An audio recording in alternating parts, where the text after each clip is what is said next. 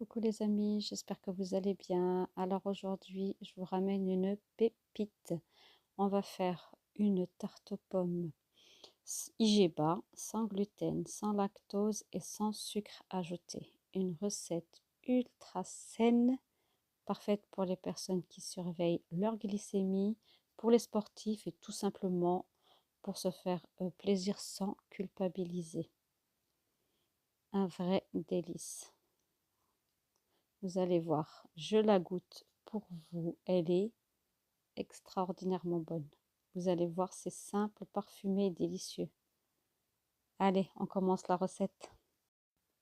Pour la pâte, on aura besoin de 80 g de poudre d'amande, 30 g de maïzena et d'une banane bien mûre. Donc on commence par mettre dans le bol d'un blender la banane qu'on va mixer. Donc on y rajoute la poudre d'amande, puis la maïzena. Et on met sur fonction mélanger. Si vous n'avez pas la fonction mélanger, vous pouvez tout remettre dans un saladier et mélanger à la maryse jusqu'à obtenir cette texture-là. Voilà. Donc, on va récupérer notre préparation et la mettre sur un film étirable et on va la bouler délicatement. Voilà. Une fois qu'elle aura une belle forme, on va donc l'enfermer dans le film alimentaire et on va la mettre en repos quelques instants, le temps de préparer la garniture au frigo pour qu'elle se raffermisse un petit peu. Voilà. Donc pendant ce temps-là, je vais préparer un cercle de 20 cm de diamètre, ou si vous avez un cercle à tarte, ou si vous n'avez pas un moule à tarte, c'est la même chose. Donc on le beurre légèrement et on va ramener notre pâte et l'étaler délicatement, soit avec la main, soit à la spatule, c'est comme vous êtes à l'aise.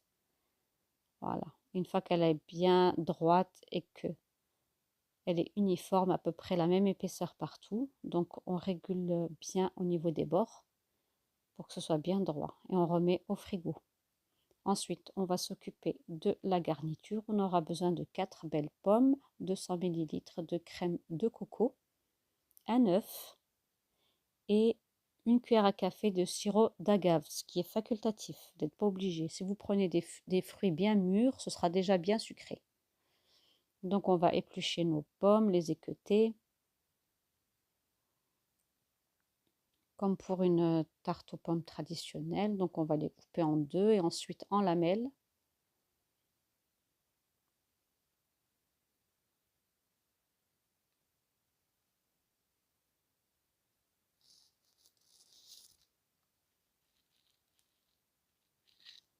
Pour les tartes IGBA, on utilise des variétés naturellement sucrées comme la Golden, la Bouscoupe ou la Rainette. Pas besoin de sucrer, la cuisson va révéler leur douceur. Voilà les amis, donc on coupe en fines lamelles. Ensuite, je pose ma lame en dessous et je couche mes pommes sur la lame et je la dépose. Voilà, et je les dépose dans le plat. Et on fait de même avec toutes les pommes. Pour ce qui est de l'esthétique, vous faites la décoration que vous souhaitez. C'est toujours plus joli quand on prend soin de la décoration, mais sinon vous pouvez même jeter toutes les pommes comme ça. Ça ne dérangera personne, elle sera tout aussi gourmande. Voilà, donc je vais mettre un petit peu dans tous les espaces vides, hein, tous les trous, je vais combler avec les pommes. Alors, si vous faites votre bordure de pâte haute, un peu plus haute, elle sera plus généreuse en crème. Vous pourrez mettre plus de crème à l'intérieur. Moi, je les ai faites à ras des pommes, donc j'ai mis un petit peu de crème. Donc, il va vous en rester un peu si vous faites des bords, des petits bords. Donc voilà, je prends ma crème, je la mets dans un bol, je rajoute l'œuf, plus une cuillère à café de sirop d'agave. On peut rajouter également un petit peu de vanille bio et naturelle, bien sûr, pour plus de goût.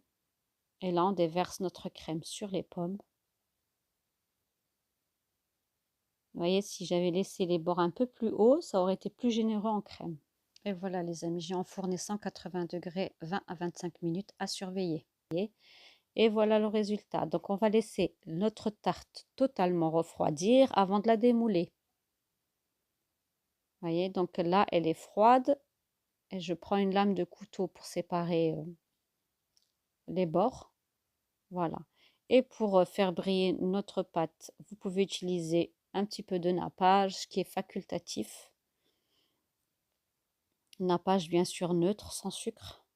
Notre tarte aux pommes IGBA sans gluten, sans lactose et sans sucre ajouté est prête. Une recette parfaite pour le goûter, le dessert ou même un petit déjeuner sain.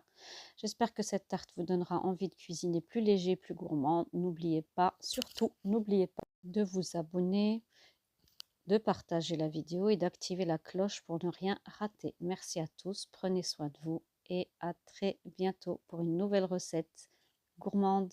Bisous bisous.